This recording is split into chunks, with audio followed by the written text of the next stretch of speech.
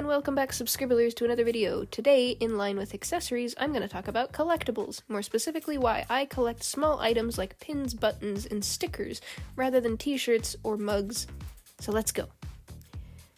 In the background, you guys can see I have amassed a collection here. This is personapins.com's enamel stuff, and no, I'm not sponsored, I'm not affiliated or anything like that. This just so happens to be the largest collection and the main source that I get mine from. But if you've never heard of them, congratulations, now you know where you can buy some furry pins and other items. So if this is your first time, or maybe you're a very avid collector and you're just curious to see what ones I have and you're curious about negotiating any trades, feel free to actually talk to me in the DMs or comments sections. I'm more than happy to discuss because I've become recently an avid collector, but I don't think I will become one of the collectors who collects them all, because some of them are limited edition runs and I probably will never get a hold of them, or I don't really fancy the designs. And I have many of these that I love the designs, and they're super adorable or they're super badass. But you guys came here to learn a bit about why I also collect smaller items like stickers and pins and buttons. Well, that's because my wallet screams at me every time I spend too much money on something like a t-shirt or a mug that I'm probably never going to really use, and it's going to sit in my closet and collect dust. But I still have them anyways. But these ones are a lot more easier and convenient for me. One of the things is on the go. If I have a lanyard on, it's actually one thing that people seem to catch the attention of is my backpack or my lanyard. I've had a few people stop me and say, oh my goodness, is that, from Persona Pins, or is that an enamel pin from insert video game or TV show? Because I do have a few of those. I have My Hero Academia, Pokemon, etc. pins on my bag. And of course, one of the few things that I have that is recent to my collection is I actually have a few of the Pride Ally stuff. I have an Ally badge, I have an Ally lanyard, I have a couple of Ally pins that are love is love and all this fun stuff, and I love it so much because one of the things with that is it's opening to people of like a small little window to me. Like, pins can say quite a lot about people. When I'm actually in the store and I see another person who has pins from something, I immediately must comment and talk to them and ask them if they are a part of the fandoms or if they just like the pins or their backstory of why they even have them. And for me, when I'm out and about, if someone is a little nervous about asking, I try to be open about it, and that's why I carry it on my backpack and a lanyard, because I'm open to sharing that, yes, I do indeed collect these, and if you want to start a conversation, it's a happy medium for me and you, and don't be afraid if you see me out on the streets and you see that I have them and you want to ask me about them. I'll generally be happy to talk with you about them.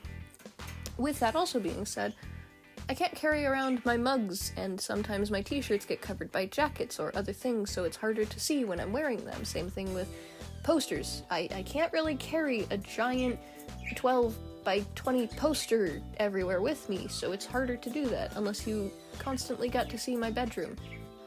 So, fun conversational starter bonus for having pins or lanyards or something that you can carry on the go. Another fun little thing with this is money-wise. You're probably thinking by now, this is probably pretty expensive. Overall, I'd have to say it depends on where you get it from.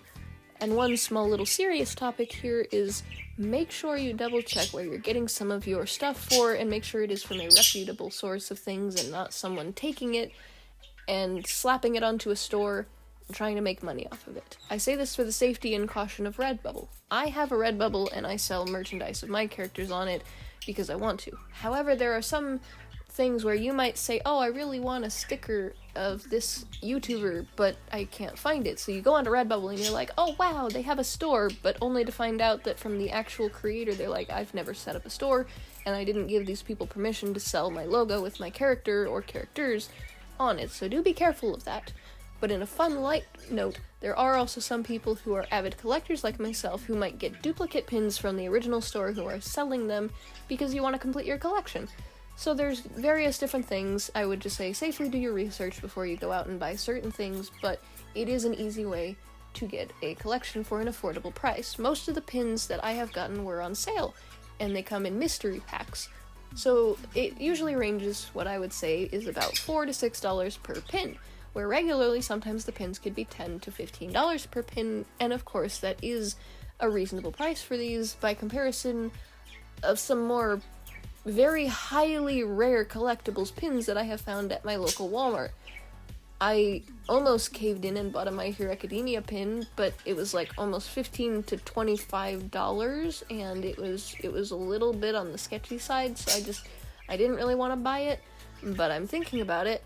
But there are some other kind of things with the pins as well, where if you are looking on like a secondhand store of eBay or Etsy, where they can range depending upon if the person knows its value. One thing to note is that if you're spending $50 to $100 on an enamel pin, unless it is a super rare, one-of-a-kind pin, be careful if you're spending your money on that, because it might not be worth that much. Another thing that I wanted to share with you guys as well is pins can actually be a really nice gift idea, stickers as well, because sometimes you just don't really know if that person's ever going to wear that t-shirt or use that mug that you get, and it might collect dust in your closet, or their closet. So having these could be just something a little fun for them that they could slap onto their backpacks or lanyards, or just have a nice little thing that they can just kind of sit on a shelf.